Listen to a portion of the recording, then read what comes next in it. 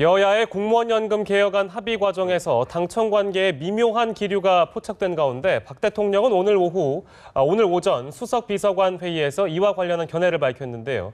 향후 당청 관계가 어떻게 흘러갈지 주목되고 있습니다. 한편 4.29 재보선에서 전패한 새정치민주연합의 문재인 대표는 오늘 광주를 찾는데요. 당내 균열이 여전한 가운데 호남 민심을 어떻게 돌릴지 관심이 쏠리고 있습니다. 황태순 정치평론가와 함께 정치권 이슈 살펴보겠습니다. 어서 오십시오. 어서 오세요. 네, 안녕하세요. 오늘부터 공식 일정을 이제 대통령께서 시작을 했는데요. 그렇죠. 최대 관심사가 이제 그 공무원연금 개혁안에 대해서 어떤 언급이 나오느냐. 일단은 좀 아쉽다 이런 입장이었거든요. 어떻게 보셨습니까? 아쉽다 하고 두 가지였죠. 오늘 포인트는 사실 지난주 대통령 이제 9박 12일 동안 중남미 순방 갔다 온 다음에 계속 몸이 안 좋지 않았습니까? 보면 인두염에다 또 복통, 위경련. 그 보면 사실 지난주 한 주 동안 거의 보면 관저에서 짚고 하다시피 하셨는 가운데에도 아마 지난주에 가장 핫 이슈는 4.29 재보선 그 이후에 보면 급속히 전광석화 같이 이루어진 아마 공무원연금 개혁 이 부분일 거예요. 그래서 대통령도 말씀 두 가지죠.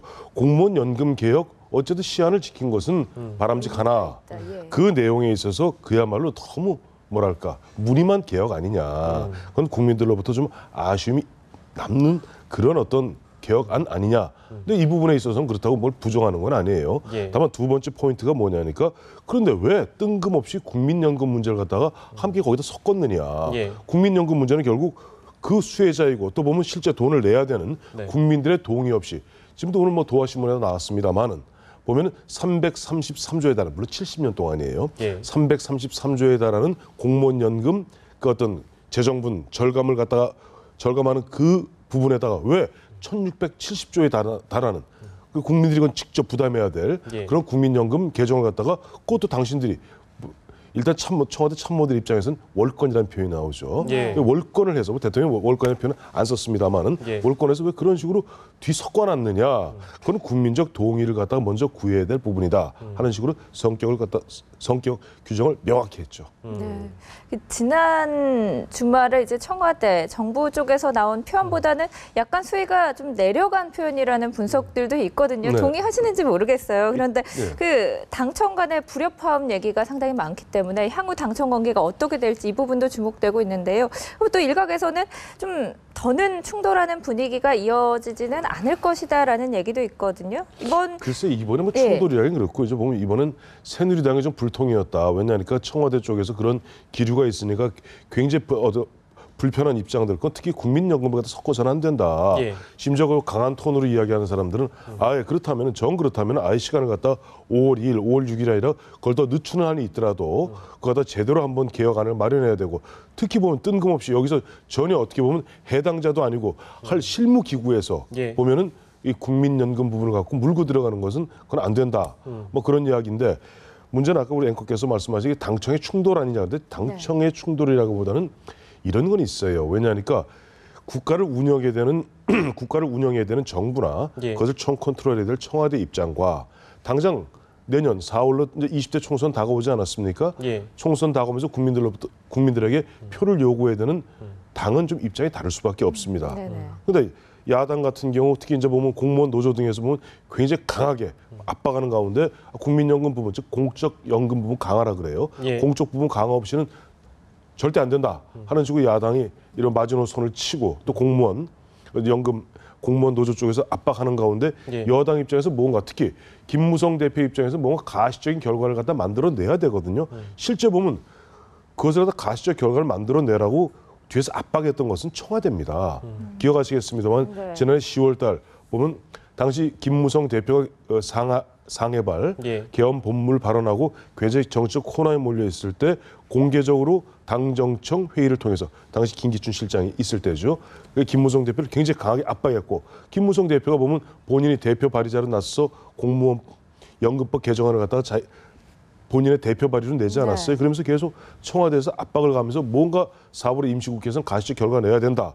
압박도 있었고 또 보면 김무성 대표 입장에서는 두 가지가 있었을 거예요. 하나는 지금 새정치민주연합의 우윤근 원내대표가 5월 6일까지 즉 내일 모레까지가 임기입니다. 5월 7일이면 새로운 또 리더십이 나오게 되는데 또 새로운 리더십 나와서 지금까지 한 거 다 한번 무효라고 다시 하자. 강경한 강경한 원내대표가 나왔을 경우 어떡하겠습니까? 또 김무성 대표 입장에서 지금 보면 이번 4.19 재보선 승리를 갖다가 견인해 내었고 이렇게 뭐랄까 분위기 좋을 때 뭔가 가시적인 결과를 내놓으면은 어쨌든 간에 본인의 몫이거든요. 예. 근데 뭐 다 이제 이미 다 오늘 오전에 국민들에게 많이 다 전해졌습니다만은 예를 들어서 우리 두 분 앵커도 나중에 은퇴하신 다음에 예. 국민연금 예를 들어서 뭐 한 달에 한 100만 원씩 받던 거 한 120만 원 받으라 그러면 좋아하죠. 문제는 지금 내는 걸 갖다 20만 원 내는 걸 40만 원 내야 되거든요. 예, 예. 근데 그 부분을 쏙 뺐어요. 요즘 여야 공이다. 예. 어떻게 보면 국민들한테 조삼모사하는 겁니다.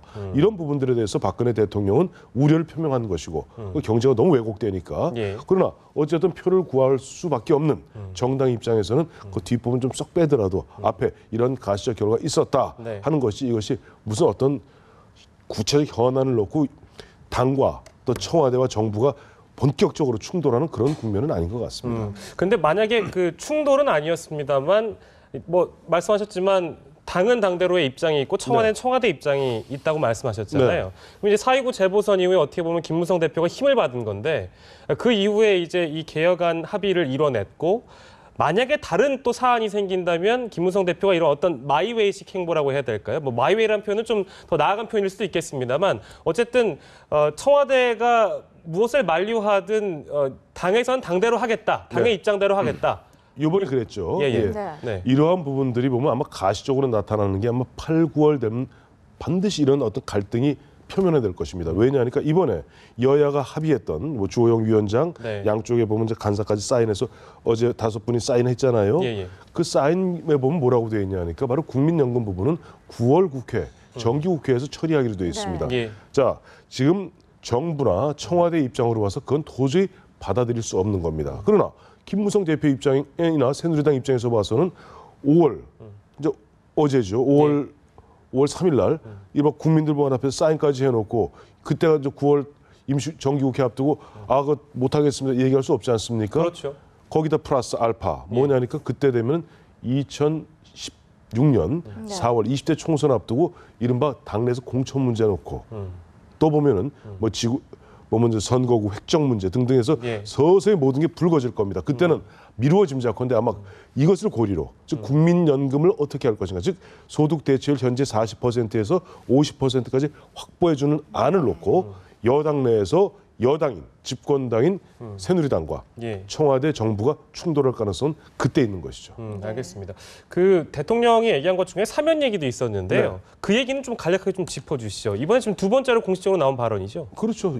27일 귀국하신 다음에 그 다음 날 보면은 본인이 직접 뭐 원체 몸이 안 좋으니까 김성호 당시 홍보수석이 입장을 대신 대도가지 않았습니까? 예. 거기에도 보면 특별 사면 문제가 아주 집중적으로 부각되는데 이번에도 특별 사면에 대해서는 이런 말씀을 하셨죠. 대통령의 고유 권한이라고 마음대로 행사해서는 안 된다. 이것은 박근혜 대통령의 일관된 입장이에요. 사실은 2013년 1월입니다만 그 당시에 이명박 대통령이 천신일, 최시중 등 자신의 측근들을 갖다 임기 말 특별 사면하려 하자 그때 박근혜 당선이 이와 똑같은 말씀을 하셨거든요. 그건 대통령의 권한 남용이며 어떤 국민도 납득할 수 없을 것이다. 예. 똑같은 얘기면서 특별 사면 문제에 대해서는 이 특별 사면이 지금 한간에 거론되고 있는 대로 만약에 예. 박범계 의원이 그 말씀하셨습니다만은 참여정부 시절에 그분은 법무비서관을 하셨죠. 막상 본인이 법무비서관 때 보니까 그 특별 사면을 놓고 엄청난 지하시장이 형성되어 있고 엄청난 이른바 뭐 여러 가지 유혹들이 자기에게도 제한이 온 바가 있었다. 물론 뿌리쳤지만은 이런 말씀하셨는데 박근혜 대통령 오늘 이런 말씀하셨어요. 특별 사면 문제가 비리 사슬의 새로운 고리가 되어서는 안 된다. 예. 아주 이 어마어마한 얘기입니다. 즉 그게 뭐 이건 뒤집어서 이야기하면 특별 사면을 놓고 사실은 비리의 사슬들이 복잡하게 얽혀 있다는 뜻이거든요. 네. 이 부분 지적하면서 결국 특별 사면 이 제도적 개선 방안을 갖다 진짜 본질적으로 검토해야 되는 것 아니냐 하는 것이 박근혜 대통령의 일관적 입장인데 마침 박근혜 대통령이 지금 취임하시고 2년 넘도록 딱 한 번 특별 사면했어요. 네. 그것도 생계형. 그러니까 우리 저소득층의 생계형 그런 어떤 부분에 대해서 특별 사면 아주 제한적으로 한 번 했고 그 외에 역대 정권에서는 보통 7차례 내지 9차례 보면 했고 거기에 보면 이상한데 기업인 뭐 이런 사람 저런 사람 뭐 정치인 이렇게 하다 보니까 국민들 입장에서는 유전무죄, 예. 무전유죄라는 그런 하소연이 나올 수밖에 없는데 이런 부분에서 박근혜 대통령 특별 사면 문제는 단순한 이번에 뭐 일과성 예를 들어서 4.29 재보선 앞두고 정략적 선거 공학적으로 썼던 것이 아니라 이것이 근본적으로 대한민국의 예. 부패 구조 이런 정경유착 그 구조의 근본적 핵 중에 하나다 이렇게 인식하고 계신 것 같습니다. 다시 한번 강조하신 것이다. 이렇게 정리를 하고요. 네, 자 이번에는 야당 얘기 좀 해보겠습니다. 네. 그 새정치민주연합의 문재인 대표가 그 재보선 참패 이후에 첫 행보로 광주를 찾는데요. 이제 조금 뒤면 뭐 도착할 것 같은데 그 이게 잘한 거라고 보시나요? 호남 민심 돌릴 수 있을까요? 아니 근데 단추를 계속 잘못 꿰고 계세요. 우리가 4월 30일 보면 예. 4.29 재보선 끝나고 바로 그 다음 날 아침에 10시에 이제 문재인 대표가 대국민 뭐 메시지 전달하지 않았습니까? 네. 예. 핵심은 뭐 저희가 부족했습니다만 물러나지 않겠다. 더 잘하겠다 이렇게 더 얘기를 잘하겠다. 했었습니다만, 예. 그리고 결코 선거 결과에 굴하지 않고 더 예. 잘하겠다. 선거 결과에 굴하지 않고 무슨 뜻인지 모르겠어요. 국민들 결정에 굴하지 않겠다는 뜻인지 예. 또 국민은 패배하지 않았습니다. 이런 말씀을 하시면서 좋아요. 근데 문제는 그런 대국민 메시지가 혼자 머리에서 나왔는지 아니면 몇몇 그야말로 비선 측근들하고 쏘곤쏘곤 얘기한 가운데 나온 건지 최소한 이제 1번 지금 최고위원이 주승용 최고거든요. 예. 주승용 최고, 정청래 최고, 유승희 최고 여러 최고들 또 원내대표도 계시지 않습니까? 또 전략회의를 담당하는 이런 분들하고 공식적 논의를 거쳐서 나와야 될 이야기가 예.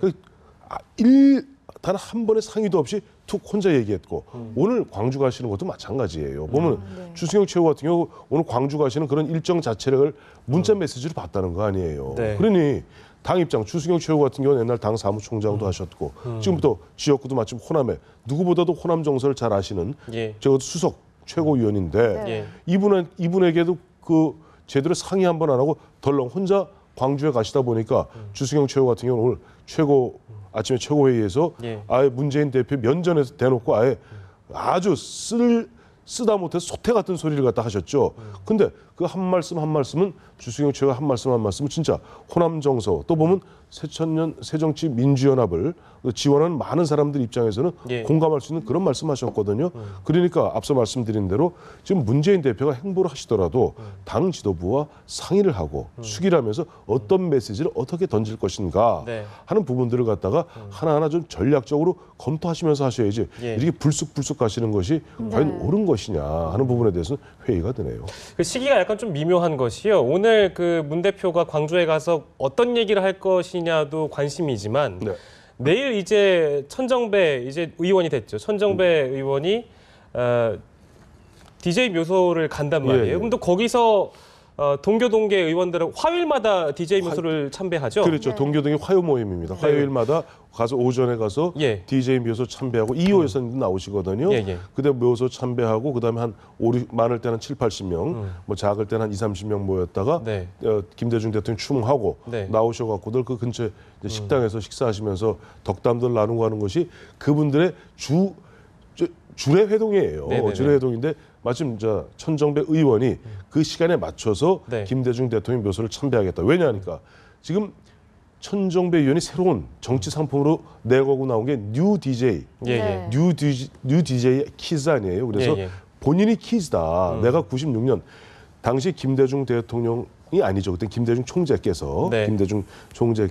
뉴 DJ 플랜의 일환으로 좀 젊은 피 수혈하는 게 천신정입니다. 천정배, 정동영, 예. 신기남, 그다음에 뭐 추미애 이런 분들 많이 이제 수혈하는데 내가 DJ 키즈인데 이제 20년 세월이 지나지 않았느냐. 그렇다면은 호남 정치를 복원하기 위해서는 보면은 그와 같은 뉴 DJ 키즈, 예. 네. 즉 김대중 대통령의 정신을 이어받는 그런 뉴 DJ 키즈들이 내년 20대 총선에 대거 나갈 수 있다면 예. 그렇다면 아무래도 보면 김대중 대통령을 갖다가 지금 계속 숙모하고 있는 네. 그런 동교동계에 대해서 뭔가 러브콜, 뭐 거기 가서 뭐랄까 추인을 받지 아니할 수가 없겠죠. 네. 가서 네네. 최소한 그보다 정치 원로들 아니세요? 그러면 천 의원 잘하네. 네네. 그 천 의원 잘 해보시게. 내지는 또 반대의 경우 천 의원 너무 앞서 나가네. 네. 그렇게 앞서 나가는 것은 동서화합을 통해서 전국 정당화를 지향했던 네. 김대중 대통령 후광 선생님의 뜻과는 다른 것이네. 네. 여러 가지 어드바이스를 들을 수가 있습니다. 어쨌든 예. 천정배 의원 입장에서는 내일 동교동계와 네. 네. 어떤 조우, 어떤 회동을 통해서 네. 그와 같은 부분들을 좀 각인, 국민들에게 특히 호남 정서에 더 보다 각인시키려는 약간 그런 어떤 의도도 깔려 있다 봐야 될 겁니다. 마지막으로요. 그들이 나눌 대화도 어떻게 보면 문 대표가 광주에서 어떤 얘기를 하느냐에 따라 주제나 성격이 좀 달라질 수도 있지 않겠습니까? 그렇죠. 그러면 결과적으로 오늘 문 대표가 어쨌든 광주를 가긴 간단 말입니다. 네. 가가지고 그럼 어떤 얘기를 하겠습니까? 문재인 대표 쭉 말씀하시는 걸 보면요. 오늘도 보니 최고회의에서 말씀하시는데 예. 오늘 말씀의 요지는 그거였죠. 뭐 네트워크 정당 만들겠다고 좀 깜짝 놀랐어요. 좀 동교동계나 저 호남 사람들이 가장 싫어하는 게 네트워크 정당이라는 표현이거든요. 네트워크 정당이 뭡니까?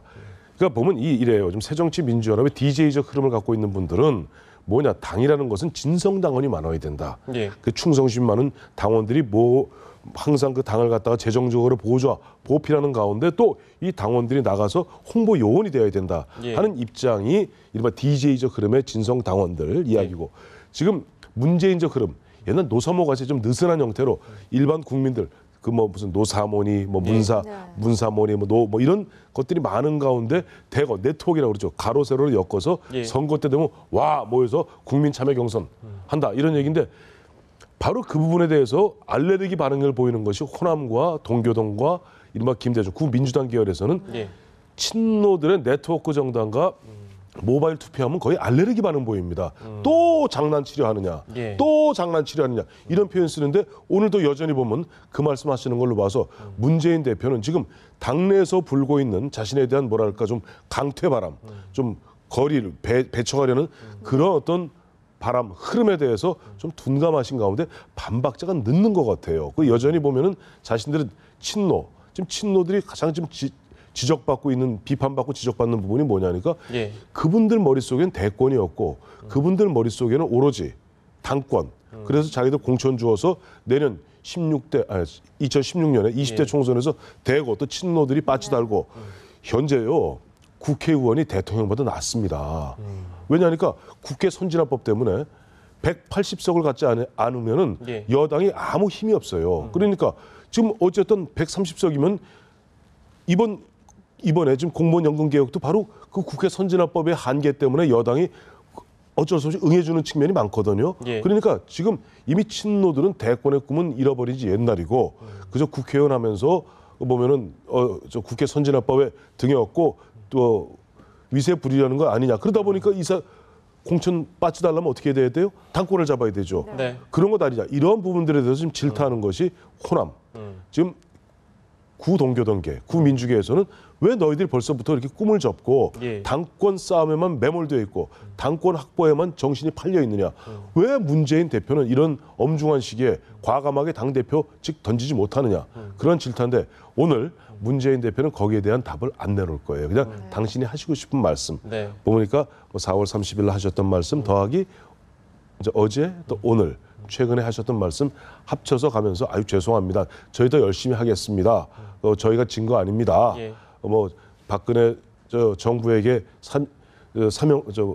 면죄부 주신 거 아니잖아요. 예. 이렇게 말씀하실 공산이 크죠. 어쨌든 누구나 다 예상할 수 있는 반성문을 쓰느냐 아니면 호남 인심을 달래느냐 둘 중에 하나인데요. 네. 어떤 얘기를 하는지 좀 집중해 보겠습니다. 황태순 시사평론가였습니다. 고맙습니다.